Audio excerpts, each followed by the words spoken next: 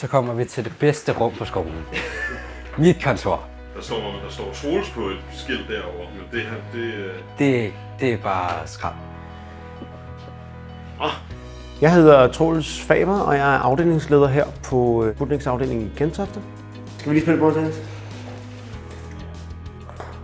På Sputnik Gentofte der har vi en masse sårbare elever. Der er en del, der har en autismediagnose, men det er ikke alle. Fælles for dem er, at de har dårlige skoleoplevelser i bagagen, og at de har brug for tæt støtte. På min forrige skole var det lidt sværere end at være her. Der var meget larm. Man kunne ikke fokusere sig overhovedet. Her er der mere stille og roligt, der kan lærerne hjælpe en mere. Så kommer vi ind i mit klasselokale. Der er så lidt rodet lige nu. Eller det er der så altid. Det er jo ikke alle, der er her på samme tid, men der er op til 8 stykker nok i den her klasse.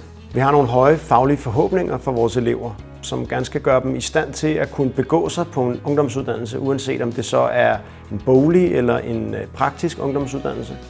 Så har vi et lille eksperiment herover, hvor vi prøver at udvikle vores eget bakterie. Men her kan man se, at vi prøver at udvikle på en finger, hvor beskidt den var med et bananstykke. Så kan man se, at der begynder at udvikle sig bakterier på den. Når man starter som elev hos os, så får man muligheden for at skrive en ny historie.